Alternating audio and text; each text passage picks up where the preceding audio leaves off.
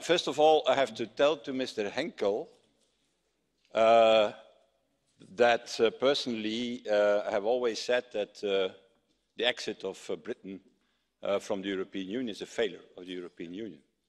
When a big country like the UK leaves the European Union, it's very difficult to say, oh, what a fantastic thing. It's the opposite. I think that the place of the UK is inside the European Union. I'm also pretty sure that there will be a generation in the coming years, in the coming decades, who will return to the European Union. I'm sure of it, that this young generation already exists in the UK and that they will take another decision than the decision that has been taken by this government and this majority.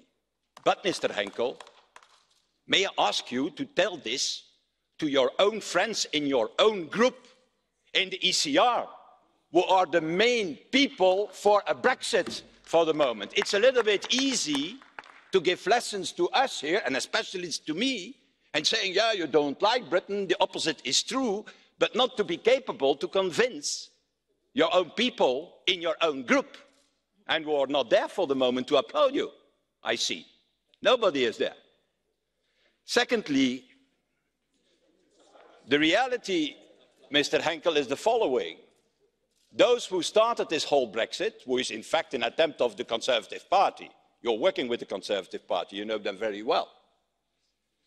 It was in fact an attempt to take back control, and that was the big slogan of the Brexiteers, and is still the big slogan of the Brexiteers. It seems to me that Britain seems to be spinning out of control instead of being back in control. And I think that the only reasonable way, Mr. Henkel, to solve this problem, and you didn't talk about that, unfortunately, is that there is cross-party cooperation in British politics the fastest as possible, a compromise, a common view between Labour and the Conservatives. How you want to solve an existential problem like Brexit if it is used by both parties to kill each other?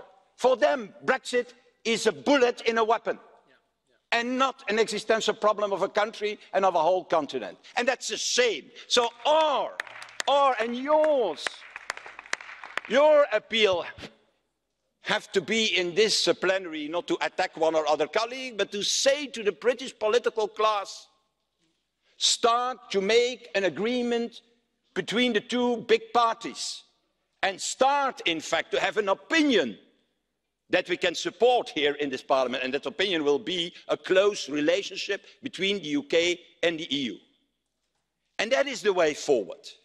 And I think that what is needed is that in British politics, Queen and country are put first, instead of the party politics that are governing the UK politics and the House of Commons for the moment. And that brings me to the next question, extension. I don't want a long extension, I'd say you that very openly. An extension why we go beyond the European elections, and the European elections will be hijacked by the Brexiteers and by the whole Brexit issue. We will talk only about that and not about the real problems and the real reforms that we need in the European Union. And the only thing what we will do, we will give a new mandate to Mr. Farage. That's the only thing what we're going to do. That's exactly what he wants. Why he wants that? For two reasons. First of all, he can continue to have a salary that he can transfer to his offshore company. And the second thing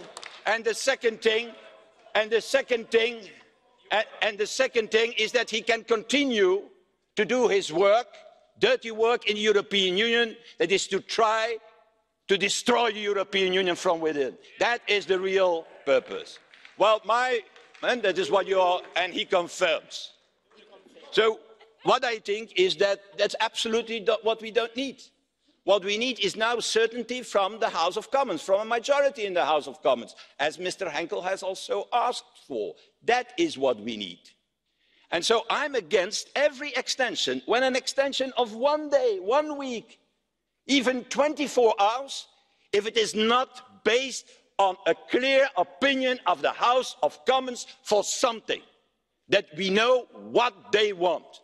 Is it less ambitious than the deal? Okay, it is less ambitious than the deal. That's your opinion. If it is a customs union, it is a customs union. If it is the deal, it is the deal. If it is a Norway plus, it's a Norway plus. But please make up your mind in London, because this uncertainty cannot continue. Not for us, not for Britain, and certainly not for our citizens. Thank you, President.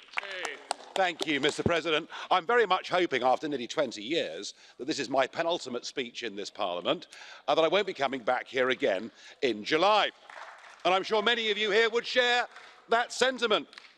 Mr. Barnier, I told you that treaty wouldn't go through the House of Commons. You didn't believe me. It's been rejected. I think you pushed your luck too far. You asked for too much, and this morning you find yourself short of £39 billion. So I'm sure you're feeling a bit sore about that. But don't worry, help is at hand, because the House of Commons today will do, I'm sure, their utmost to betray the Brexit vote.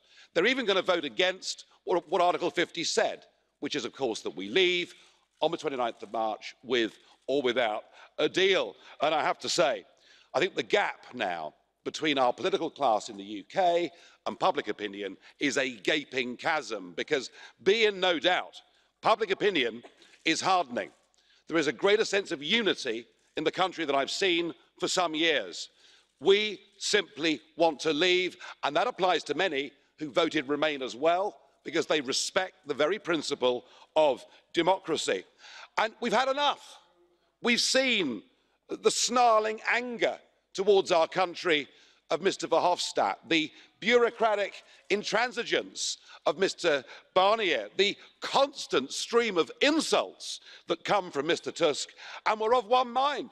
We don't want to be governed by you. We want to govern ourselves.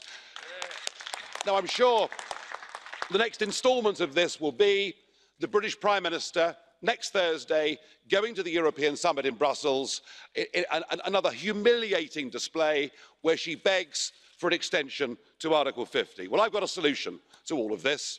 What I heard you, Mr. Barnier, this morning say that if this treaty, if this withdrawal agreement gets passed, the next phase of negotiations could last for up to 4 years. I thought, enough. We don't want to waste 4 more years of our life, 4 more years of agony. And you don't want to waste another 4 years. You've got your plan. You want a United States of Europe. You want your army. You want everyone to join the euro. You want to get rid of the nation states. We are just a damned nuisance. And add to that, as Mr. Verhofstadt said, the European elections. You don't want me coming back here, or hordes of Eurosceptics coming back here. So there is a simple solution, and that is that the British request to extend is vetoed at that European summit. We leave on March the 29th. Most of the preparations have been done. Even if there are a few short-term bumps in the road, we leave, and both you and we can get on with the rest of our lives. That is the only neat solution ahead of us. Yeah, yeah.